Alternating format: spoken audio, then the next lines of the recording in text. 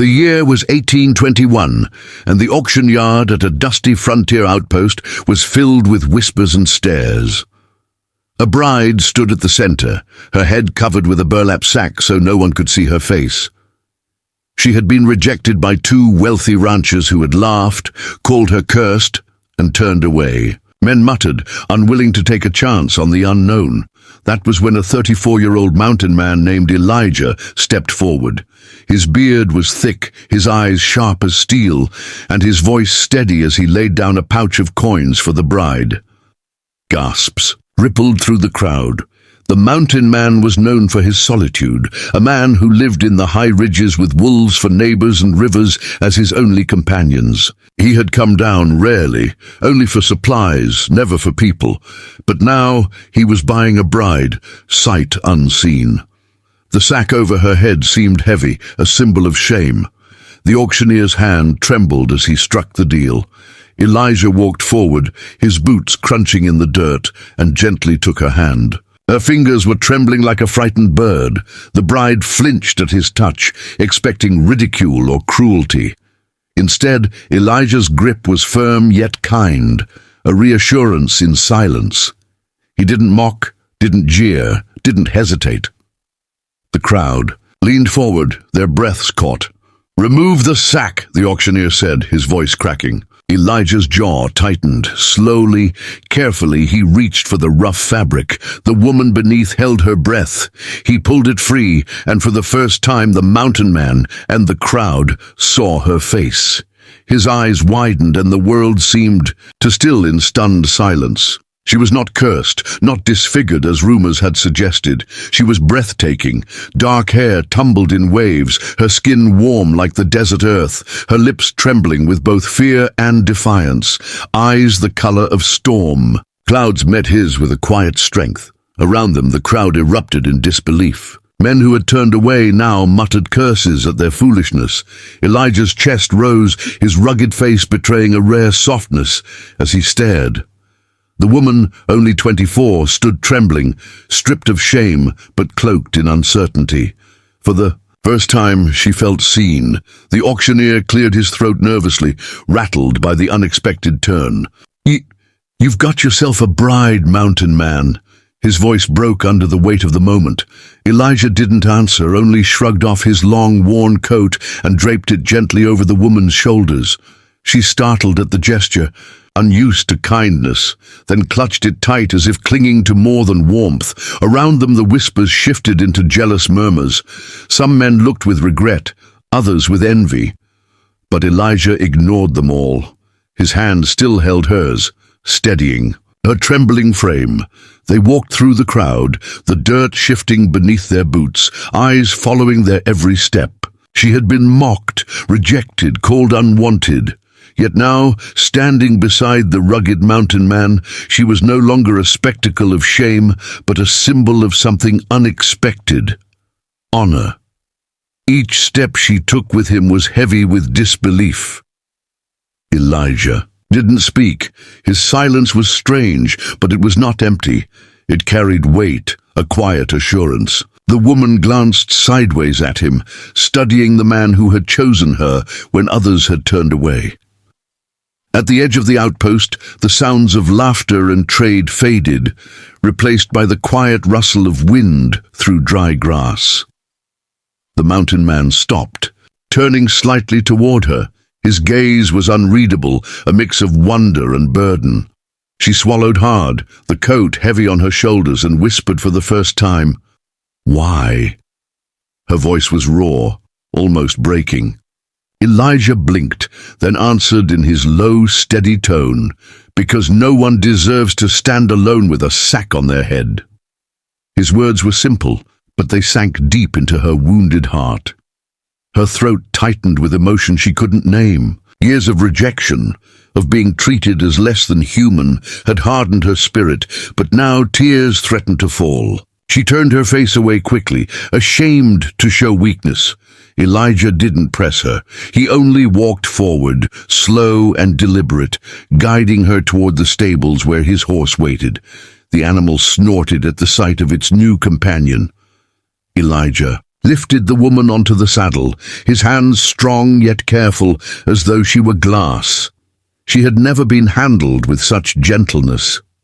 As they rode out into the wilderness, the setting sun cast gold across the horizon. Behind them, the outpost shrank into shadows, the gossip and laughter fading into memory. Ahead, the vast, untamed land stretched wide, mountains rising like guardians, rivers glinting like veins of silver. The woman held the reins tightly, the coat still wrapped around her. Elijah rode beside her, silent as always, yet she felt safer than she had ever known. In that moment, the world that once mocked her seemed far away, replaced by the steady rhythm of hooves and the quiet presence of the mountain man. Still, questions gnawed at her. Who was this man who had risked his silver for a stranger? What life awaited her in the wilderness? She dared a glance at him again, his jaw strong, his eyes fixed on the trail, his expression unreadable. He was not handsome in the way of polished men, but there was something about him, something solid, unshakable. She thought of the laughter she had endured, the sting of rejection. Now, sitting beside him under the vast sky, she wondered if destiny had always meant for her to meet the man who had seen her not as a curse, but as a choice. The woman was no curse, no horror. She was breathtaking, raven hair tumbling down her shoulders, eyes like autumn skies, lips trembling as if they carried a lifetime of pain. The crowd gasped in disbelief. Some even cursed themselves for rejecting her. Elijah stared, his hardened heart beating in a way it had never known. She wasn't just beautiful, she was broken, fragile, and strong all at once. The shame she carried wasn't her own, but forced upon her by those who didn't understand her worth. He knew instantly this woman would never be mocked under his protection. The murmurs rose, greedy eyes now turning back toward her, but Elijah silenced them with one glance. His voice rang out, "She's mine now, and no one will ever speak against her again." The words carried across the dusty outpost like a hammer striking stone. He placed his coat around her shoulders, shielding her from both the chill and the stares. She looked up at him, tears catching the firelight, whispering, "Why? Why would you choose me?" Elijah didn't answer right away. Instead, he met her gaze, steady as a mountain, and finally said, "Because I see you."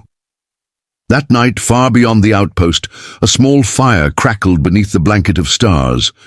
Isabella sat across from Elijah, her hands folded in her lap, her eyes reflecting flames and shadows. At first, silence lay between them, heavy but not cold. Then her voice broke through, soft, almost uncertain. She told him her story. She had been abandoned at birth, taken in by harsh strangers who had never offered her love. Only survival. Men had tried to claim her beauty, but none had cared for her soul. Elijah listened without interruption, his eyes fixed on her, unyielding and present. Her words carried the weight of wounds invisible to the eye. She spoke of nights alone, of being treated like a possession, of being bartered like cattle at the auction block. Each word was a shard of glass, cutting into the silence.